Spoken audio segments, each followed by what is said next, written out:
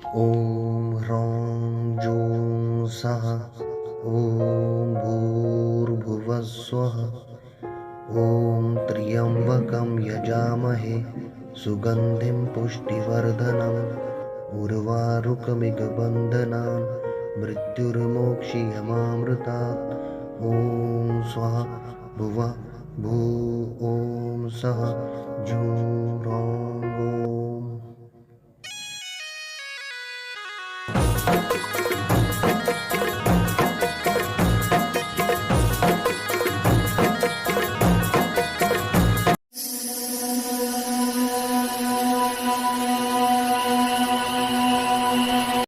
जी हाँ, यही कंप्लीट मंत्र है।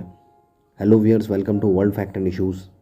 जैसे कि आप सभी को पता है, केदारनाथ धाम के जो कपाट हैं वो खुल चुके हैं। तो इस वीडियो में हम बात करने वाले हैं केदारनाथ के बारे में, उससे जुड़े हुए महत्वपूर्ण फैक्ट्स और इसकी यात्रा कैसे होती है, ये भी मैं आपको इस वीडियो में बताने वाला हूँ।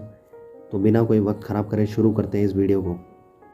केदारनाथ धाम भगवान शिव के लिए जाना जाता है, लेकिन भांग, धतूरा, दम इन नशीली पदार्थों के साथ जोड़कर हमने अपने ही भगवान को बदनाम किया है, जबकि शिव का असली संबंध योग से है, भोग से नहीं।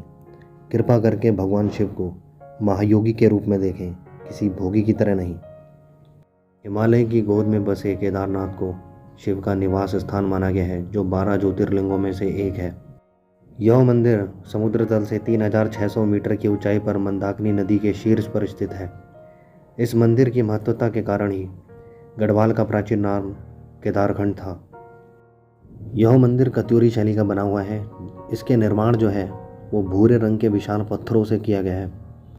वैज्ञानिकों का मानना है 12 से 17 शताब्दी के बीच में ये करीबन 400 साल तक बर्फ के नीचे दबा हुआ था।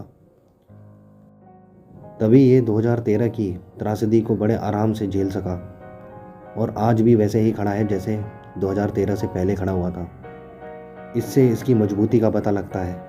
इतने विशाल पत्थरों को कोई इतनी हाइट तक कैसे लाया होगा और इतनी मजबूती के साथ कैसे खड़ा किया गया होगा, ये वाकई में आश्चर्य में डालने वाली बात है।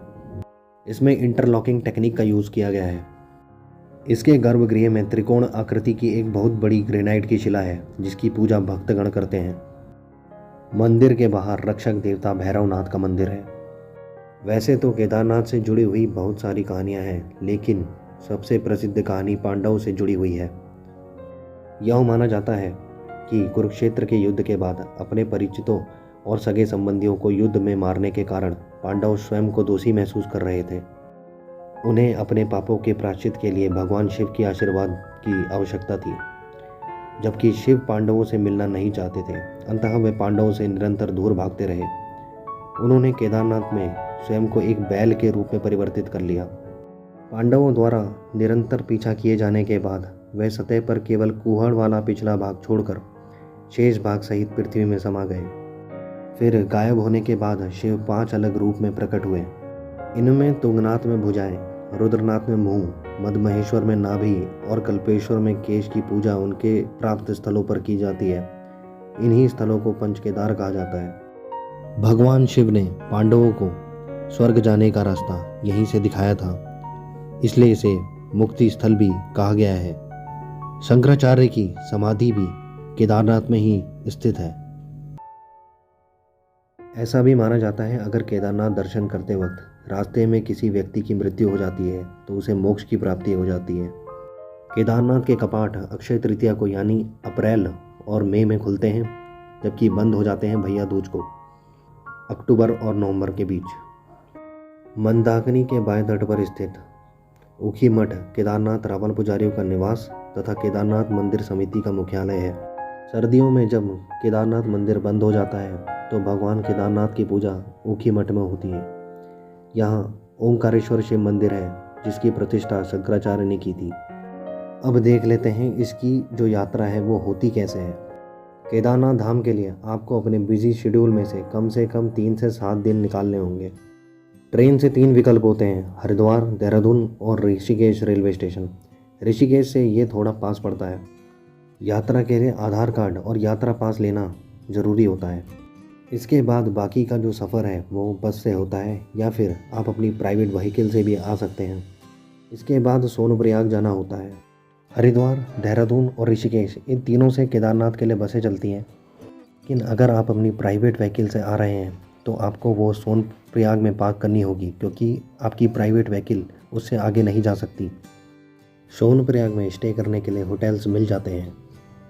पीक मंथ्स में उनका किराया थोड़ा ज़्यादा होता है, यानी मई और जून के वक्त इनका किराया थोड़ा ज़्यादा हो सकता है।